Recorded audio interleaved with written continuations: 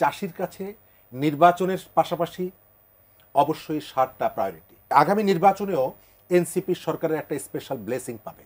একজন বিদেশি এলে দৌড়ে যায় যে বাংলাদেশের বিচার নিয়ে আপনার মতামতটা বলেন, এটা নিয়ে আপনার মতামতটা বলেন। এটা একটা স্বাধীন দেশের কাছে এটা অপ্রত্যাশিত। একজন দর্শক ছিলেন মুক্তার আলী, তিনি প্রশ্ন করেছেন যে এনসিপি গণ অধিকার পরিষদ, এই সরকার কি আসলে এনসিপি এবং গণ অধিকার পরিষদের সরকার? তার সবগুলো প্রশ্ন একটু আপনাকে করে নেই। তা এরপরে প্রশ্ন তিনি করেছে যে জাতীয় পার্টিকে বাদ দিয়ে যেহেতু এই সরকার নির্বাচন করতে চাচ্ছে, সেটি কি আসলে গ্রহণযোগ্য নির্বাচন হবে? এবং সারের সংকটের কথা তিনি বলছেন যে আমরা তো আসলে সরকারের সাথে যোগাযোগ করতে পারি না বা জায়গা মতো আমাদের সমস্যাগুলো তুলে ধরতে পারি না, আমরা তীব্র সারের সংকটে আছি, সেটি নিয়ে কিছু বলতে চাই কিনা? ধন্যবাদ।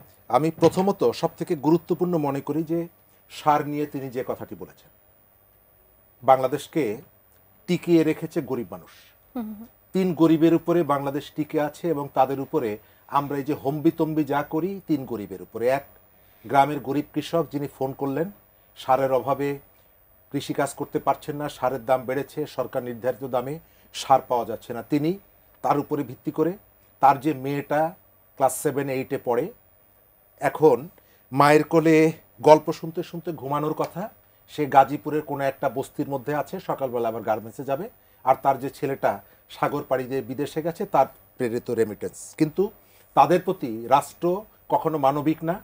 গত গণ অভ্যুত্থানে প্রায় 287 জন মানুষ হত্যাকাণ্ডের শিকার হয়েছেন, তারা একবারে সাধারণ মানুষ। এই সময়কালে গত 1 বছরে আপনি এই মানুষের রাজনীতির কথা শুনবেন না, এই যে সারের কথা শুনবেন না, কিন্তু আমরা সুযোগ পেলে তাদেরকে পোস্টার বয় বানিয়ে বিক্রি করে দেই, সুজনকে যেভাবে বিক্রি করছি। গত 1 বছর এনসিপির কোনো অনুষ্ঠানে সুজনকে দেখা যায়নি, সেই রিক্সাওয়ালা স্যালুট দেওয়া, কিন্তু এখন সুজনকে সামনে আনা হয়েছে।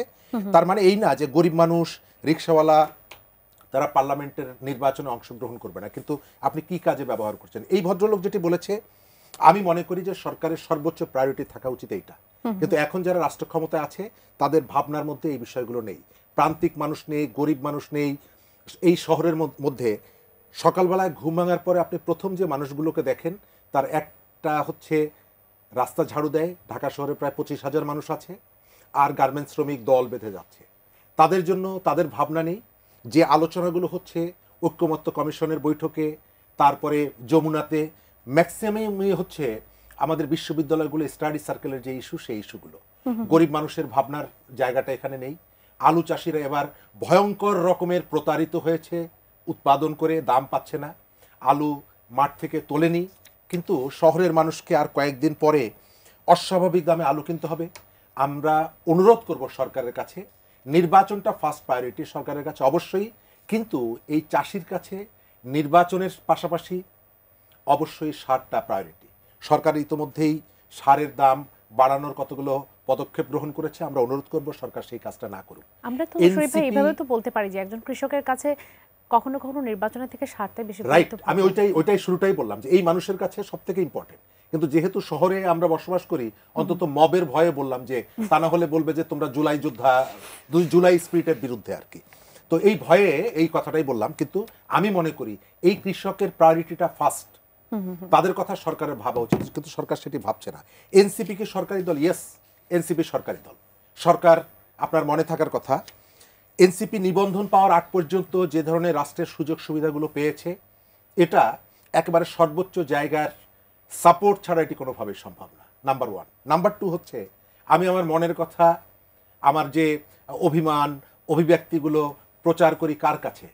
সব থেকে আপন জন যাকে বলি মনে করি, ডক্টর মোহাম্মদ ইউনূস যখন পদত্যাগ করতে চান, এই কথাটি তার প্রেস উইং, তিনি কি কত দামের জামা পরে পোপ জন পলের অন্ত্যেষ্টিক্রিয়ায় গিয়েছিলেন, সেটি আমরা প্রেস উইংয়ের দায়িত্বশীলদের মুখ থেকে শুনেছি, তার জামাটার দাম কত।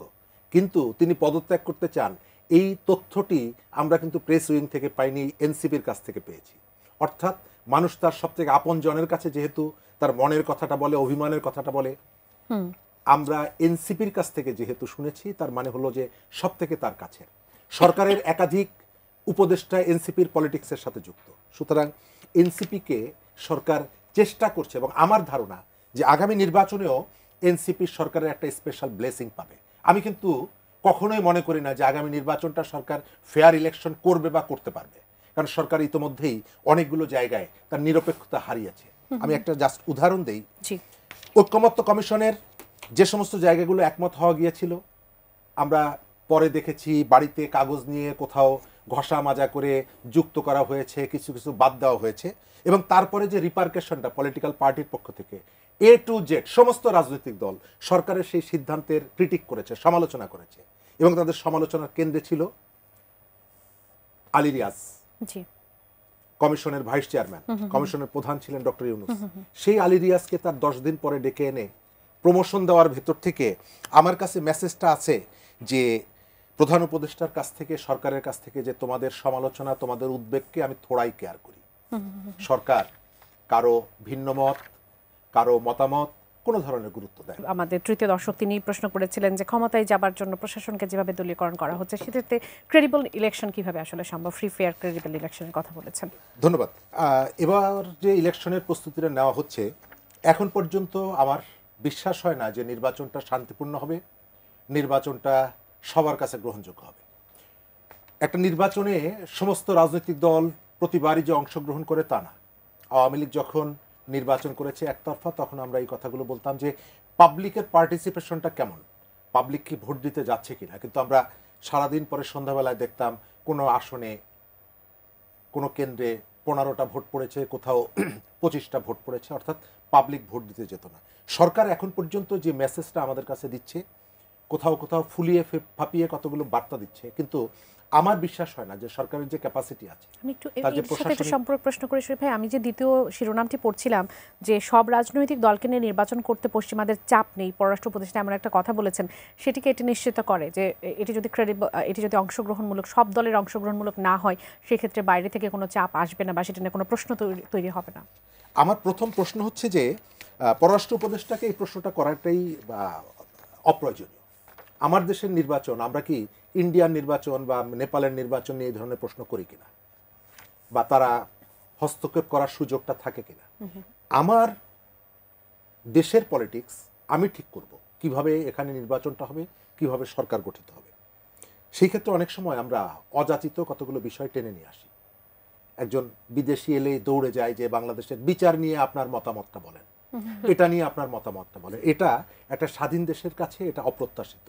যদিও আমাদের এখানে বিচার বলেন, নির্বাচন বলেন, সবকিছুই একটা রাজনৈতিক পূর্ব ধারণার জায়গা থেকে এই কাজগুলোকে করা হয়। নির্বাচন ফেয়ার করার জন্য যে ধরনের আয়োজন থাকা দরকার, সেই আয়োজনটা সরকারের নেই। সরকার ইতোমধ্যেই দেশটাকে এক ধরনের মবের হাতে ছেড়ে দিয়েছে। আজকে দিনে বাউলদের উপরে হামলার প্রতিবাদ করার জন্য খুলনাতে হামলা হয়েছে, ঠাকুরগাঁয়ে হামলা হয়েছে। আমাদের ফিল্ডে সেনাবাহিনী ম্যাজিস্ট্রেসি পাওয়ার নিয়ে আছে। এটি কিন্তু পুলিশের সঙ্গে স্বাভাবিক সময়ে যে শুধু পুলিশ এই জায়গাগুলোকে কন্ট্রোল করে বা ভূমিকা রাখে, এখন কিন্তু সেনাবাহিনীও আছে। কোন সেনাবাহিনী? যে সেনাবাহিনী আফ্রিকার বিভিন্ন দেশের শান্তি প্রতিষ্ঠা করেছে। তাহলে সেই সেনাবাহিনী আমার এখানে কেন নিজের দেশের মাতৃভূমিতে ভূমিকা রাখতে পারছে না? সরকারের কাছে এই প্রশ্নটি করলে সরকারের বিভিন্ন জায়গা থেকে মাথা বের করে বলে যে এটি হচ্ছে এক ধরনের প্রেশার গ্রুপ। অর্থাৎ এই যে অন্যায় কাজটা, এই অন্যায় কাজটা কিন্তু সরকারের বিভিন্ন জায়গা থেকে থিওরিটিক্যাল যে সাপোর্টটা দিচ্ছে, এই সাপোর্টটা যদি থাকে সরকারের মধ্যে, এই মতাদর্শের মানুষ যদি থাকে যারা একজনকে পিটিয়ে মেরে ফেলাকে বলে যে প্রেশার ক্রিয়েট করছি, তাহলে এই সরকারের পক্ষে শান্তিপূর্ণ, গ্রহণযোগ্য গণতান্ত্রিক নির্বাচন করা সম্ভব।